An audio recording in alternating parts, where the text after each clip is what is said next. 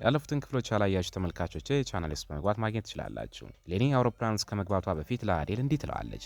ኢስማ ከአንተ የወለደቻትን ልጅ ከ20 ዓመት በፊት መሬት ውስጥ ቀብራታለች። በዚህ ጊዜ አዴል በድንጋጤ ይፈዛል። ኢስማን በፊቱ ቆማ በጣም ፈርታለች። ነገር ግን ከጠበቅነው በተቃራኒው የአዴል ምላሽ በጣም የዋህነት የተሞላበት ነበር። ያቅፋታል። ሁለቱም አብረው ያለቅሳሉ። ከጥቂት ቆይታ በኋላ ኢስማ አዴልን ወደ ልጃቸው መቃብር ትወስደዋለች። ለመቃብሩም እነሆ አባትሽ መጣ ትላለች። አዴል በሀዘን ተሰብሯል። የሆነውን ነገር ማመን አቅቶታል። ከመቃብሩ አጠገብ ተቀምጦም በጣም ያለቅሳል። ኢስማ እጁን ይዛ ወደ መቃብሩ ታሳርፍና አዴል ከልጅ ጋር ተዋወቅ ትለዋለች። ሁኔታው ለነሱ በጣም ከባድ ነበረ። በዚህ ጊዜ ኢሌኒ አውሮፕላን ውስጥ ሆና በጣም አዝናለች። ሚሌና እንደተለመደው በስሯ ተጠምዳለች። ኢስማና አዴል መቃብሩ ላይ እንዳሉ ነጋ። አዴል ልጄ ለስንት ጊዜ ነው የኖረችው ብሎ ይጠይቃታል። እሷም ለ5 ደቂቃ ብቻ ትላለች። እሱም በጣም ተነክቶ ማለት ጡት እንኳን አላጠባሻትም ይላታል። እሷም በፍጹም አላጠባዋትም፣ ነገር ግን እናቷ ለሞተች ሌላ ህፃን የጡት እናት ሆኜ ነበር ትላለች። ታሪኩ 20 ዓመት ወደ ኋላ ይመለሳል። ሸሪፍ ለዘሪፋ እንዲህ ይላታል። የኢስማ ልጅ አሁን የሚያጠባት ሰው ያስፈልጋታል። ዶክተሩ እናቷ ካላጠባቻት ትሞታለች እያለ ነው ይላታል። ዘሪፋም ህፃኗን የሌላ ሰው ልጅ አስመስላ ወደ ኢስማ ታስገባታለች። እናቷ እንደሞተችባትም ትነግራታለች። ኢስማ የራሷ ልጅ መሆኗን ሳታውቅ በከፍተኛ ሀዘን ውስጥ ሆና የራሷ ልጅ ታጠባለች። ዘሪፋና ሸሪፍ ያለምንም ርህራሄ እውነቱን ደብቀው ፊት ለፊቷ ቆመው ያዩዋታል። ኢስማ ለገዛ ልጇ መዘመር ሲገባት ለሌላ ሰው ልጅ እንደምትዘምር አስባ ትዘምርላታለች። ሁኔታው በጣም ልብ የሚነካ ነው። በውጭ በኩል ሚሌና በሩ ላይ ቆማ ኢስማ ስትዘምር ትቀዳታለች። እሷም በጣም አዝናለች። ወደ አሁን ስንመለስ አዴል ኢስማን ይህን ሁሉ ህመም እንዴት ለዓመታት ብቻሽን ቻልሽው? ለምን አልነገርሽኝም? ብሎ ይጠይቃታል። እሷም እኔ የተሰማኝን አይነት ከባድ ህመም አንተንም እንዳይሰማ ስለፈለግኩ ነው ትላለች። ነፍሰ ጡር እያለች ስትዘምር የሚያሳይ ቪዲዮዎችን ታሳያለች። አዴል በጣም አዝኖ ተነክቷል። ሁለቱም በልጃቸው መቃብር ላይ ተኝቶ ያድራሉ። በዚህ ሰዓት ሌኒ አውሮፕላን ውስጥ ሆና ያንኑ ዘፈን ትዘፍናለች። በተመሳሳይ ጊዜ ኖሩ ከአዴልና ኢስማ መቃብር ላይ ተኝተው ሲያያቸው በጣም አዝኖላቸዋል። ምክንያቱም በመጨረሻ ልጃቸው በህይወት እንዳለች ያውቃል። ሌኒ ከሚሌና ጋርም ግሪክ ወደሚገኘው ቤታቸው ይደርሳሉ። ሚካኤልም አብሯቸዋል። ከመሄዱ በፊት ለኢሌኒ ማታ መጥቼ ወስድሻለሁ ይላታል። በዚህ መሃል ሸሪፍ ለሀገር መልእክት ይልካል። አዴል ዘንድ የቺንና የበጀት ስልኮች እንዳሉ ይነግራታል። ሀገር ሸሪፍን ስለምትጠላው ታስሮ ቢገደልና ብገላገለው ብላ ትመኛለች። ለሸሪፍም ሁል ጊዜ ስለሚከታተሉኝና ስለሚጠብቁኝ ምንም ማድረግ አልችልም ብላ ትመልስለታለች። ኢሌኒ ጋር ስንሄድ ሚሌና እንደተለመደው ለእሷ ትኩረት አልሰጠቻትም። ኢሌኒ ዛሬ ወደ አሜሪካ እንደምትሄድ ትነግራታለች። ሚሌናም ጎበዝ፣ ለወደፊት ህይወትሽ ትክክለኛውን ውሳኔ ወስደሻል፣ በአንቺ ኮርቻለሁ ትላታለች። ሚሌና ወደ ስራ ትሄዳለች። ኢሌኒ ግን እያለቀሰች ከዚህ በላይ በፍቅር እንድትይኝና እንደ ልጅሽ እንድታይኝ እመኝ ነበር ትላለች። የአዴልንና የኢስማን ደግነት እያሰበች በጣም ታዝናለች። ራሷን ለማዝናናት ስትል አዴል ይሰራ የነበረውን የምግብ አሰራር በኤአይ አማካኝነት አግኝታ መስራት ትጀምራለች። ነገር ግን በሀዘን ተውጣለች። ምግቡን እየበላች አዴልን እያሰበች በልቅሶ ትፈርሳለች። ወደ ኢስማም ደውላ ስለ አዴል ትጠይቃታለች። ኢስማም አዴል በልጁ መቃብር ላይ ሆኖ የሚያሳይ ፎቶ ታሳያታለች። ሁሉም በሀዘን ተሰብሯል። ጋዚብና ፋጡማ ወደ ፎርታና ፋብሪካ ሄዳል ነው የሰውዚያ ነበረ። ፋጡማ ወንበር ላይ ተቀምጣ ራሷን እንደ ስራ አስኪያጅ አድርጋ ትኩራራለች። ቦታውም አሁን የነሱ ሆኗልና ለይሶም ስራ ስላልተመቸኝ ከስራ አባረር ያለው ትላለች። እሱም ይቅርታ የኦፕሬሽኑ መሪ ሆይ እኛ አጋሮች ስለሆነን እኔን ለመቀበል ትገደጃለች ይላታል። ሁለቱም እርስ በርሳቸው ይጨቃጨቃሉ። ሌኒ ወደ ጋዜብ ደውላ አዴል አሁን ልጁ መቃብር ላይ ብቻውን ስለሆነ እንዳትተውት ሄዱለት ትላለች። ጋዜብና ፋጢማ በድንጋጤ ልጅ መቃብር ብለው ይጠይቃሉ። ሌኒ ነገሩን ታስረዳቸዋለች። ይሶ በጣም ይረበሻል። ዘሪፋና ሽሪን ወደ ፋብሪካ ይመጣሉ። ይሶም ወርዶ አዴል ስለ ልጁ ማወቁን ይነግራቸዋል። እነሱም ይደነግጣሉ። ወሬው ለቤተሰቡ አጎት ይደርሳል። እነሱም ይደነግጣል። ድራማው በሙሉ በድንጋጤ ተሞልቷል። ሀገርም ተጨንቃለች። ጎካን ከሸሪፍ ጋር ይገናኛል። ሸሪፍ በደረሰበት መከራ ተበሳጭቷል። ጎካንም እንዴት እንደሚረዳው ግራ ገብቶታል። አልዋ ልጇን ፈልጋ መታ ከእነሱ ጋር ትጣላለች። ሸሪፍ ሚዛኑን የሳተና ቃሉን የማይጠብቅ ሰው በመሆኑም ልጇን እንደሚያሳያት ቢምልም ቃሉን ይበላል። ከሀገር ለሸሪፍ ስልክ ይደወላል። አዴል ስለ ልጁ ማወቁን ትነግረዋለች። ሸሪፍ በጣም ይደነግጣል። አልዋም ተወቅሷለች። አዴል አሁን መቃብር ጋር ሆኖ የሚያለቅስላት ልጁ በህይወት እንዳለችና በፊቱ እንደነበረች ቢያውቅ ምን የሚያደርጋችሁ ይመስላል? አዴል ሁላችሁንም ከመግደል ወደ ኋላ አይመለስም ትላለች። ሸሪፍም ተቆጥቶ ጎካኑ ሰራትና ሰራት ይለዋል። እየጮችና ልቀቁኝ እያለች ይወስዷታል። ጋዚብና ፋጡማ መቃብር ቦታ ደርሰው ኢስማንና አዴልን ያዩዋቸዋል። ጋዚብ በአዴል አጠገብ ይቆማል። ፋጡማ ግን ኢስማን መውቀስ ትጀምራለች። ፋጡማ እንዴት የወንድሜ ልጅ ከሱ ትደብቂያለሽ? ወንድሜን እስከዚህ ድረስ ትጠይዋለች ትላታለች። ጋዚብ ሊያስቆማት ቢሞክርም ፋጡማ ግን ዝም አትልም። ኢስማ አልጠላውም፣ ነገር ግን በዚያን ጊዜ እስር ቤት ውስጥ ስለነበረ ምንም ማድረግ ስለማይችል እንዳይሰቃይ ብዬ ነው ትላለች። ፋጡማ ግን ወቀሷን አታቆምም። አዴል ፋጡማን ዝም ያሰኛታል። ፋጡማም ወንድሟን አቅፋ ታለቅሳለች። ጋዜብ ኢስማን ያጽናናታል። አዴል ፋጡማ እጇን መቃብር ላይ እንድታስቀምጥ ያደርጋል። ሁሉም በከፍተኛ ለቅሶ ውስጥ ናቸው። አዴል ለመቃብሩም የአባቴ ህይወት አሁን ሄዳለሁ ግን ተመልሼ እመጣለሁ ይላል። ኢስማንም ሁሉንም ነገር ማወቅ አለብኝ፣ ወደ ቤታችን እንሂድና አስረጅኝ ይላታል። እሷም ትስማማለች። በዚህ መሀል ሸሪፍ መጥቶ ሽጉጡን አዴል ላይ ይደቅናል። ፋጢማና ጋዜብ ሽጉጣቸውን በሸሪፍ ላይ ይደቅናሉ። ኢስማ ባካችሁ ከልጄ መቃብር ላይ ሽጉጣችሁን አውርዱ ብላ ትጮባቸዋለች። ሸሪፍም ለአዴል ሚስቴን ወደ እናንተ እንድትወስዳት አልፈቅድም ይላል። አዴል ግን እኔ ሚስትን እየወሰድኩ አይደለም፣ ከእሷ ጋር ለመነጋገር የልጄን እናት ነው የሚወስደው ይለዋል። እነዚህን ሁሉ ዓመታት ልጄን ለምን እንደደበቃችሁኝ ከሷ ማወቅ ፈልጋለሁ። ከዚያ በኋላ ግን ሁላችሁን ማጠፋችኋለሁ ይልና ይሄዳሉ። ነገር ግን ሸሪፍ ኢስማን ይጠራታል። ኢስማም ተመልሳ ምን ፈልገህ ነው ትሏለች። እሱም ኢስማ ስሚ፣ ባልሽን ጥለሽ ከጠላቶቹ ጋር መሄድ የለብሽም ይላታል። ኢስማ ግን አንተ ካሁን በኋላ ባል አይደለም ብላ የፍቺ ወረቀቱንና ቀለበቱን ሰጥተው አበቃን ትላለች። ትታውም ከአዴል ጋር ትሄዳለች። ሸሪፍና ገውካን አልዋን ወደ አሰሩበት ቦታ ይሄዳሉ። እሷም በጣም ተጨንቃለች። እየጮች መውጣት ትፈልጋለች። ገውካን እንደተለመደው ይዟታል። እሷም ሸሪፍን ስታበሳቸው ይቆያሉ። ሸሪፍ በልጁ ያስፈራራታል። ልጅሽን እንደገና ማየት ከፈለግሽ ልክ እንደምልሽ ማድረግ አለብሽ። አዴል ዘንድ የበጀትና የችን 2 ስልኮች አሉ። እነሱ ላይ እኔን እስር ቤት ሊያስገቡ የሚችሉ ነገሮች አሉ። እነዚያን ስልኮች ይዘሽ ነይና ልጅሽን ትወስጃለሽ ይላትና ጥሏት ይሄዳል። እሷም በጣም ተቆጥታ ምን ማድረግ እንዳለባት ግራ ይገባታል። አዴልና ጓደኞቹ ቤት ይደርሳሉ። ሁሉም ይቀበሏቸዋል። አዴልንም ያጽናኑታል። ጋዜም ሀጋርን ማየት አይፈልግም። ኢስማም ከአዴል ጋር ትገባለች። ነገር ግን ቤቱ የሌኒን ጠረን ስለሚሸት ለነሱ በጣም ከባድ ሆኖባቸዋል። በጣም ተነግቷል። አዴል ከኢስማ ጋር ይቀመጣል። እሷም አሁን እንዴት ነህ? ደህና እንዳልሆን ካውቃለሁ፣ ግን ለመጽናናት ሞክር ትለዋለች። እሱም አንቺ እንዴት ነሽ ይላታል። እሷም የሌኒና አፍቃኝ ልጄ እንደሆነች ነው የሚሰማኝ ትላለች። እሱም በኢና ፋንታ ይላታል። እሷም ምናልባት ትላለች። ቀጥላም አይ አሁን በጣም ሞኝነታዊ ነገር ልናደርግ እንደሆነ አውቃለሁ፣ ግን መናገር አለብኝ ትላለች። ሌኒ ልጃችን እንደሆነች አሁንም ተስፋ አለኝ። አብጃለሁ ወይስ ምን እንደሆነ አላውቅም፣ ግን እናት ስለሆንኩኝ የሚሰማኝ ነው። የእናትነት ልብ ነው ትላለች። እሱም የኔም ስሜት ያው ነው ይላታል። ከ20 ዓመት በፊት ለማምለጥ ከሞከሩበት ከመጀመሪያ ሰዓት ጀምሮ ምን እንደተፈጠረ ይጠይቃታል። እሷም ሁሉንም ነገር በዝርዝር ትነግራለች። እሱም ምንድን ነው ማለት ችግሩ ሀገር አልነበረችም፣ በእሷ ቀንተሽ አይደለም ማለት ነው ይህን ሁሉ ነገር ያደረግሽ ይላታል። እሷም አይ በእርግጥ ቀንቼ ነበር ትላለች። የእሱንንም የሀገርን ፎቶ አውጥታ ታሳየዋለች። ይህን ሁሉ ዘመን እንደጠበቀችም ትነግረዋለች። ያንን ፎቶ ካየች በኋላ አይምሯን ሙሉ በሙሉ ስታ እንደነበር ትገልጽለታለች። እነሱም ይህንና ነፍሰ ጡር መሆኗን ተጠቅመው እሱን እንደሚገሉ ዝቶ አስፈራራት። አዴልም ታዲያ ልጄን ወልደሽ የዓለምንም ክብር ሸሪፍ አባቷ እንዲሆን ስታደርጊ እኔንም እየገደልሽኝ ነበር እንዴ? እንዴት እንደዚህ ታደርጊኛለሽ ይላታል።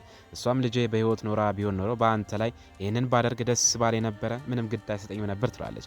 ነገር ግን ልጄን በእጄ ስቀብር አንተም ሆንክ ሸሪፍ አብራችሁኝ አልነበራችሁም ትላለች። አንተ እስር ቤት ነበርክ፣ ሸሪፍ ደግሞ አባትህን ገሎ ከፖሊስ እየሸሸ ነበር። በእናንተ ጠብ ምክንያት ልጄን ብቻዬን ነው የቀበርኳት። እናንተ ተዋጋችሁም፣ እኔ ግን ተሸነፍኩ ብላ ታለቅሳለች። እሱም አብሯት ያለቅሳል። አዴል እጇን ይዝና አሁን እጅሽን ሊያዝሽ ይላታል። እሷም እጁን ትይዛለች፣ እንባውንም ታብስለታለች። አጠገብ ለአጠገብ ይቀመጣሉ። ነፍሰ ጡር እያለች ስትዘፍን የነበረውን ዘፈን እጁን ይዛ ትዘፍንለታለች። በዚህ ጊዜ ሌኒ ያንኑ ዘፈን እየዘፈነች ነበረ። ኦሩክ በድንገት በፊቷ ሲቆም ደነገጠች። መንፈስ ያየች ይመስል በሩን ፊቱ ላይ ዘጋችበት። እሱም ካልከፈትሽ በሩን እሰብራለሁ ብሎ አስፈራራት። ሊሰብረው ሲልም በድንገት ትከፍትለታለች። እሱም መሬት ላይ ይወድቃል። ሌኒ እዚህ ምን ታደርጋለህ ትላለች። እሱም አሁን እያደረግኩት እንዳለሁት ሁሉ እግሬ ስር ወድቄ ይቅርታ ልጠይቅሽ ነው የመጣሁት ይላታል። እሷ ግን ይቅርታ ለማድረግ ፈቃደኛ አይደለችም። እሱም እሺ የግድ ይቅርታ ማድረግ የለብሽም ብቻ ላገለግልሽ እንደመጣሁ ቁጠሪ ይላታል። እሷም ከአንተ ጋር የትም አልሄድም ትላለች። እሱ ግን ቦምቡን አፈንድተሽ ዝም ብለሽ መሄድ አትችይም፣ ለአዴል ስለ ልጁ ጉዳይ ነግረሻል። አሁን ደግሞ እንዲህ ብቻቸውን ጥለሻቸው መሄድ የለብሽም ይላታል። በነጋታው አልዋ በሀዘን ተሰብራ ትመጣለች። ጋዜብንና ፋጡማን አቅፋ ታጽናናቸዋለች። ጋዜብ በቤተሰቡ ላይ በደረሰው ሀዘንና ጭቆና በጣም ተቆጥቷል። ንዴቱም በሀገር ላይ ይወጣል። ትልቅ ጠብ ውስጥ ይገባሉ። በንዴት በእጁ መስታወት ሰብሮ ይቆስላል። ወዲያውኑም ይወጣል። የሀገር ያክስት ልጅ ባሌም ቁስሉን በፋሻ ታስርለታለች። ጋዜብ ወደ አዴልና ኢስማ ሲገባ አሁንም ያንኑ ዘፈን እያዳምጡ ያገኛቸዋል። እሱም እባካችሁም ይብቃችሁ፣ እስከ መቼ ነው የምናለቅሰው ይላቸዋል። ቀጥሎም እንደ ቤተሰባችን ክብር ለልጃችን ተገቢውን የሀዘን ስነስርዓት ማከናወን አለብን ይላቸዋል። ኢስማ ግን ለአዴል ለእኔ ስትል ይህንን ጦርነት ይብቃ፣ ቢያንስ ልጃችንን በዚህ ጠብ ውስጥ አታስገባ ትላለች። አዴል እንዲህ ይላታል። እኔ ከልጄ ጋር አልዋጋም፣ አምላክ ሰጠን፣ በራሱ ፍቃድ ደግሞ እኔ ሳላያት ወሰዳት። ነገር ግን የዚህኛው ሂሳብ አወራረድ የተለየ ይሆናል ይላታል። ጋዜብንም ለማረጋጋት ይሞክራል። ጋዜብ ለአዴል ብሎ በሀዘን ተሰብሮ ይወጣል። አዴል ለኢስማ ከእድሜያችን 20 ዓመታትን ሰረቁብን ይላታል። ኢስማ ታለቅሳለች። እሱም አንቺን ተጠቀሙብሽ፣ እኔንም ተጠቀሙብኝ፣ ከሁሉም በላይ ደግሞ ልጃችንን ተጠቅመው ህይወታችንን አጠፉ፣ እኔም ህይወታቸውን ማጥፋት አለብኝ ሲላት፣ እሷ ግን የፈለግከውን አድርግ፣ ግን ሸሪፍን እንዳትገለው ትለዋለች። እሱም ለምን ፈተሹ የለም እንዴ ወይስ አሁንም ትጨነቂለታለች ይላታል። እሷም በአምላክ ይሁንብህ እሱ ለእኔ ምንም ግድ አይሰጠኝም፣ የሚያሳስበኝ የእናቱ የሽሪን ስሜት ብቻ ነው ትላለች። እሱም አልገለውም ብለው ቃል ይገባላታል። በመጨረሻም ሌኒ ከሽንት ቤት ትወጣለች። አሁንም ተረብሻለች። ኦሩክ ያለ አንቺ አንዲትም እርምጃ እንኳን አልሄድም፣ ስለዚህ ከኔ ጋር መመለስ አለብሽ፣ አትፍሪ፣ እኔ እንደሌለው ቁጠሪኝ፣ ከእንግዲህ በፊትሽ አልቀርብም፣ በዚህ ሁኔታ ችግሩ ይፈታል ሲላት እሷ ግን ችግሩ እኔ ነኝ ማለት ነው ብላ ታዝናለች። እሱም አይ በፍጹም እንደዚህ ማለት አይደለም ይላታል። እሷም እድሏን እያማረረች በጣም ታዝናለች። እሱም ለሷ አዝኗል። ነገር ግን ሊረዳትም ሆነ እውነቱን ሊነግራት አልቻለም። በመጨረሻም ሂድ ብቻዬን ተወኝ ትላለች። እሱ ግን ከመሄዱ በፊት አንድ የመጨረሻ ጥያቄ አለኝ፣ ቅድም ስትዘፍኚው የነበረውን ዘፈን እንድትዘፍኝልኝ ይፈልጋል ይላታል። እሷም ይህ ዘፈን የልጅነቴ ዘፈን ነው፣ ትንሽ ሳለሁ አባቴ ሲያሰማኝ ትዝ ይለኝ ነበረ፣ ካደግኩ በኋላ ደግሞ እሱ ራሱ እንዴት እንደሚጫወት አስተማሪ ትላለች። ኦሩክም እሺ ዝፈኝልኝ፣ እኔ ደግሞ በቪዲዮ ቀርጽሻለሁ፣ በናፈቅሽኝ ጊዜ እያየሁት ዝም እላለሁ፣ አንቺን እንዳጣውሽ አስታውሳለሁ ይላታል። ሌኒ ጊታሯን አምጥታ ትዘፍናለች። ኦሩክ በቪዲዮ ይቀርጻታል። ሁለቱም በጣም አዝነዋል። በዚህ ጊዜ አዴል ይወጣል። ሚስማም ሁሉም ሰው ወደ ሸሪፍ ቤት ብቻቸውን እንደሚሄዱ ትናገራለች። ፋጡማ አብራቸው መሄድ ትፈልጋለች። ነገር ግን አዴል እምቢ ይላታል። ከአጎቷ ጋርም ይተዋታል። ፋጡማ አጎቷ ለኢስማ እያዘነ እንደሆነ ስለተሰማት ትወቅሰዋለች። ለወንድሜ መከራ ሁሉ ተጠያቂዋ እሷ ናትም ትላለች። ሌኒ ጋር ሚካኤል ይመጣል። ኦሩክን ሲያዩ ሊመለስ ሲል ኦሩክ አይ እኔ እየሄድኩ ነበር ብሎ ሰላም ይለውና ኢሌኒን እንዲጠብቃትና እንዳያስቀይማት ይነግረዋል። ሌኒን ተሰናብቷት ይሄዳል። በውስጣቸው ግን ሁለቱም ባዘን ተሰብረዋል። ሴፍጂና ሚና ገበያ ውስጥ በሚገኙ ሱቃቸው ውስጥ ናቸው። ሴፍጂ በጣም ተቆጥታለች። ሚናም አልገባኝም፣ ለምን ትቆጫለሽ? ኢሌኒ ወደ ግሪክ ሄዳ የለም እንዴ? አሁን ደስ ሊልሽ አይገባም ትላታለች። ሴፍጂም ኦሩክ አምርሮ አብሯት ወደ ግሪክ ሄዷል ትላለች። በዚህ መሃል እናታቸው እየሮጠች መጣ አበቃን ጠፋን ትላቸዋለች። አዴል ከኢስማ ልጅ እንደነበረው ማወቁን ትነግራቸዋለች። ሁሉም ይረበሻሉ። ሴፍጂ በሽሪን ፎርታና ላይ ይዛው የነበረው ሚስጥር ስለታወቀባት ትፈራለች። ምክንያቱም አሁን ሽሪን ከኦሩክ ጋር ስለማታጋባት ነው። ወደ ፎርታና ቤት እየሮጡ ይሄዳሉ። እንደሚያዝኑላቸውም መስለው ከጎናቸው ለመቆም ቢሞክሩም ሽሪን ግን የኦሩክና የሴፍጂን ጉዳይ ማብቃቱን ትነግራቸዋለች። በዚህ ጊዜ አዴል ይደርሳል። የሸሪፍ ሰዎች ሽጉጥ ይደቅኑበታል። እሱ ግን ሽጉጣችሁን አውርደው የመጣወት ብቻ ነው ይላቸዋል። ይሰው ወደ ቤቱ ያስገባል። ሁሉም በፊቱ በጭካኔ ቆመዋል። ሸሪፍ ቤቴ ምን አመጣ ይላል። አዴልም ለመነጋገር ነው የመጣሁት ይላል። ሽሪንም በሰላም እስከሆነ ድረስ ችግር የለውም ልጄ ትላለች። አዴል ለኢስማና ለሽኩሪያ የያዘን መግለጫ ይሰጣል። ከ20 ዓመት በፊት የልጅ ልጅሽን ቀበርሽ ይላታል። ሽሪንም ለአዴል የያዘን መግለጫ ትሰጣለች። ሸሪፍና ዘሪፋ በጣም ተረብሻል። አዴል ሸሪፍን ይወቅሷል። ኢስማንና ለአዴል ያላትን ፍቅር እንዲሁም ነፍሰ ጡር የነበረችበትን ሁኔታ ስለተጠቀሙበት በዚህ ምክንያት ቤቱን በላያቸው ላይ ሊያፈርሰው እንደሚችል ይነግራቸዋል። ነገር ግን ለኢስማ ሲል እንደማያደርገው ይገልጻል። ከጥቁር ባህር አካባቢ ሙሉ በሙሉ ለቀው እንዲወጡም የ20 ቀን ቀነ ገደብ ይሰጣቸዋል።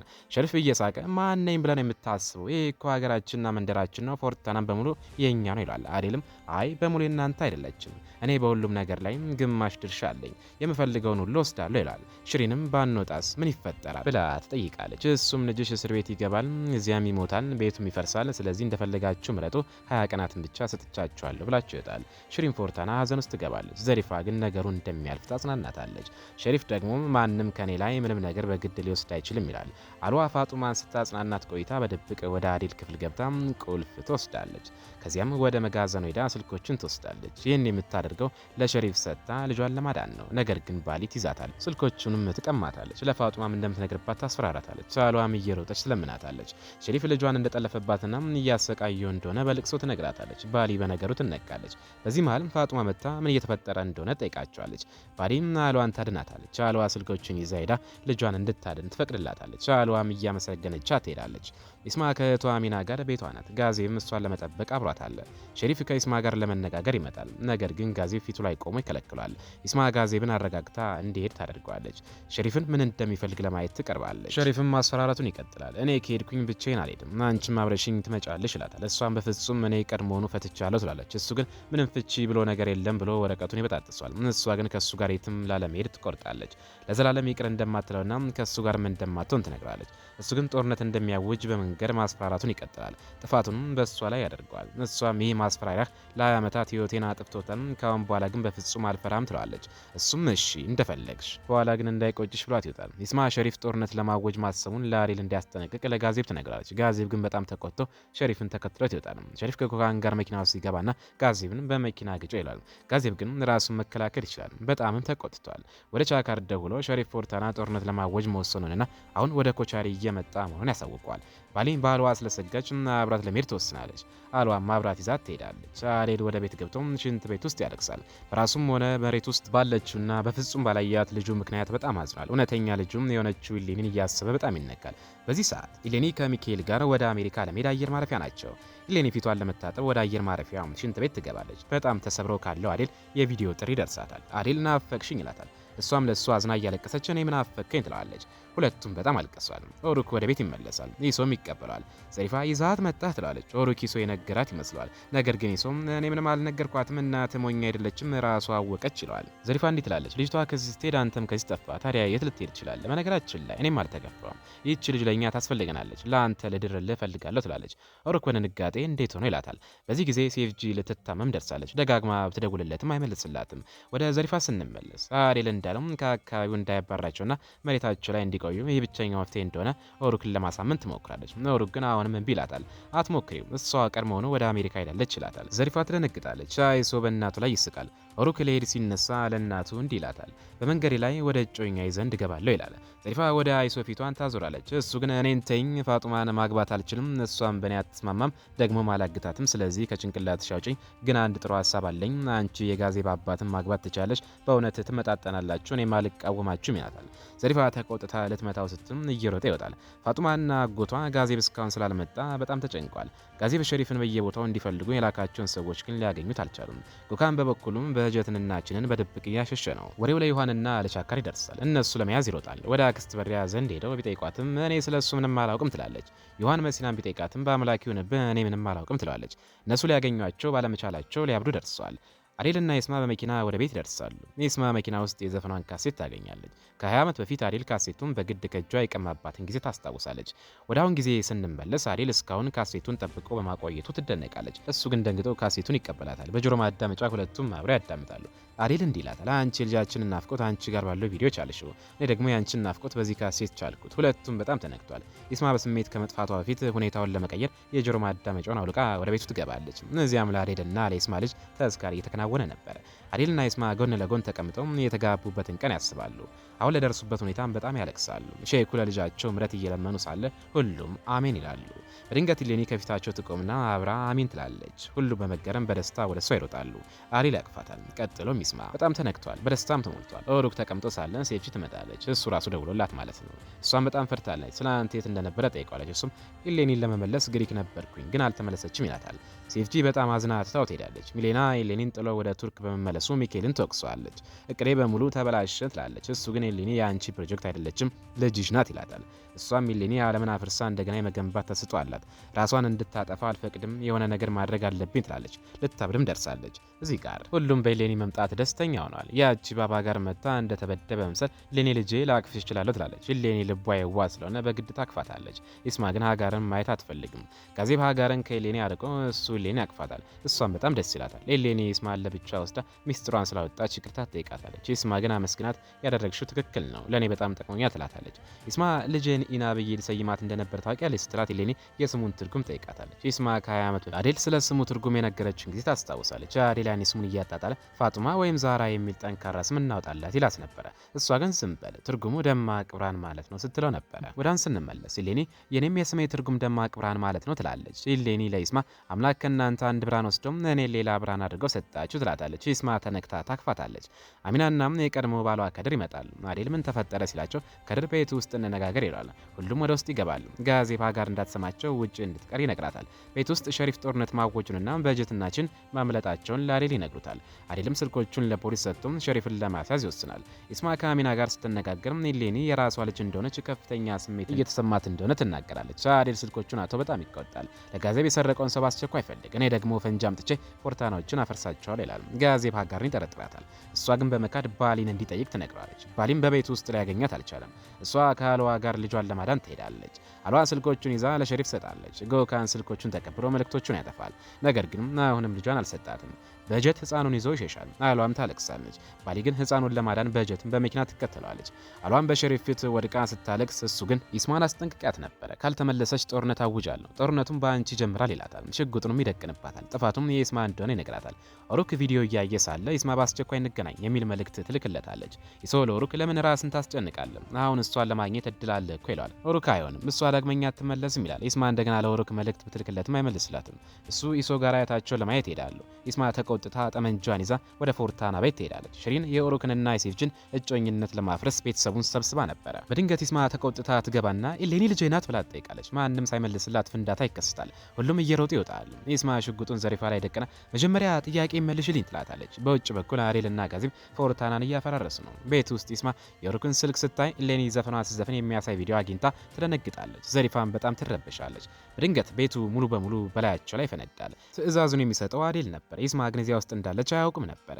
የዛሬው ክፍል ይህን ይመስላል። በቀጣይስ ምን ይፈጠር ይሆን?